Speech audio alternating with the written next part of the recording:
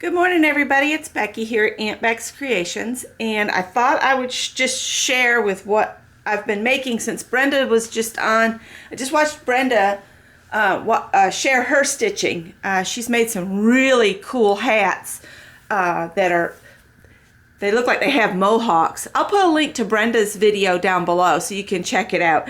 She knits and crochets some beautiful items. This video that in particular though was just knit, so I'm going to show just crochet because I can't knit. I can do dishcloths, and I keep trying new patterns in dishcloths, and I think that's a good way to practice. If the knitters out there can give me some other ideas, I know scarves are pretty easy too, but what would be some of your recommended projects to do to practice knitting? That's what I want to know. So now let me show you, and as I show you each one, I'm going to put it in the bag and close it shut. So this was my first hat, and I know it looks huge, but the one that this is for actually has a huge head. And this is made with Lion Brand's Thick and Quick. And it's really, really thick and dense yarn. It worked up really fast, but I didn't particularly care for the feel in my hands. I'm very tactile, and I don't know. I'm hoping he will like it. So what I do is I just slide this in on this other side here, and I'm going to bunch it up and bring the ribbon around.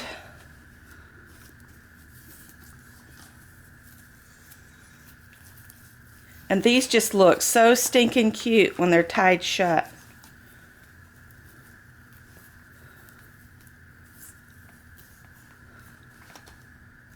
My problem is when Howie comes in to visit, he likes to try to attack this fur. So, all right, the next one is for a little girl, and I made the adult small, and this one's supposed to only come mid-ear.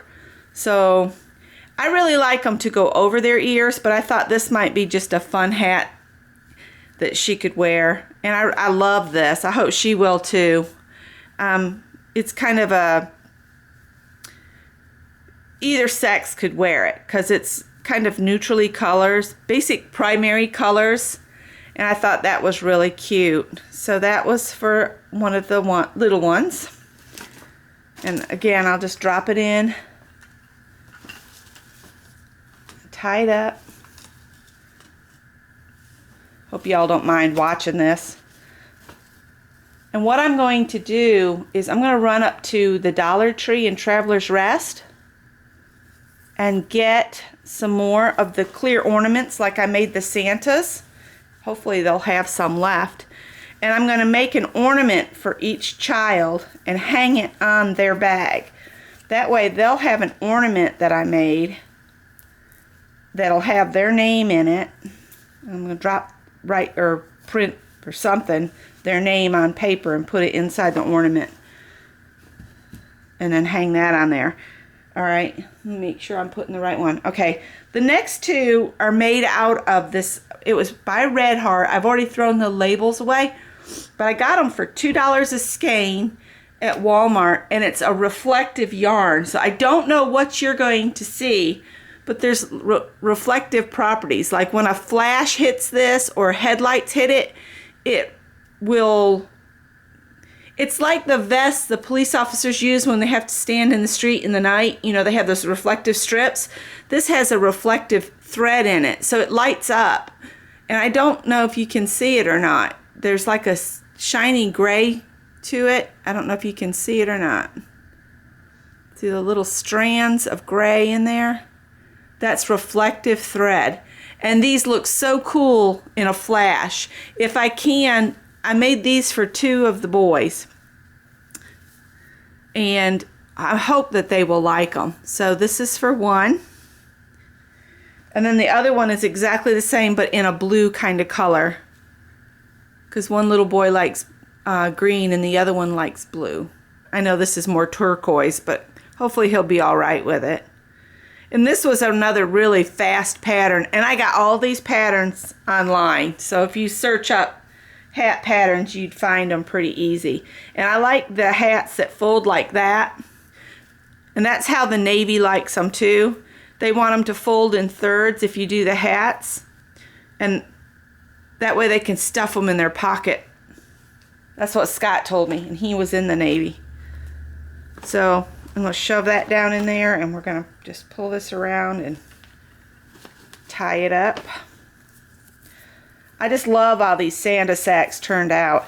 I think these would be amazing to do for people that can't get it out, the shut-ins, and fill it with fruit and stuff. That would be pretty too. So I don't know if I have enough to do a little sack up for the neighbors here.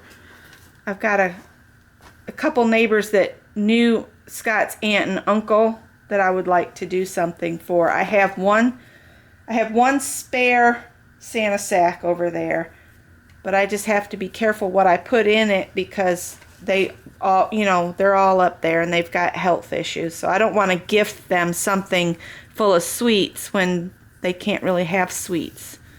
You know, diabetes and heart disease is kind of rampant up this way. Everywhere, really. Everybody needs to take charge of their own health. You can't just rely on the medication. It doesn't work that way. It's a partnership between you and your doctor and your medication and your diet. All right, so that's what I have done so far. I have one more little hat to make, and then these will be ready, except I want to do those gifts. And Scott's working a 12+ hour day today.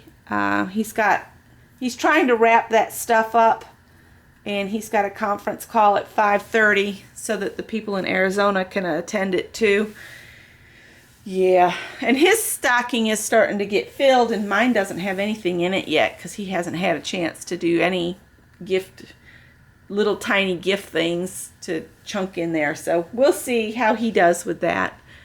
But he knows they're there, and I'm trying to figure out what he got me in the huge box because I don't remember, you know, saying I wanted anything that would come in a box that big. And I know he's going to watch this later and say, hee hee hee hee hee.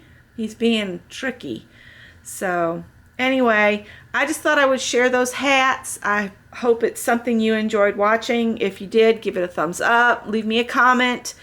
I don't know about the rest of y'all, but I really, really hate what YouTube has done with the comments and how you receive notifications. I do not want my email box full of notifications. I like the little bell to show me how many new notifications I had, and I could click on that. I could read the comment that was there. I could reply to it, and then it would go away. Now when you click on the little bell, you've got every comment for I don't know how long. It says I have like 100 and something comments.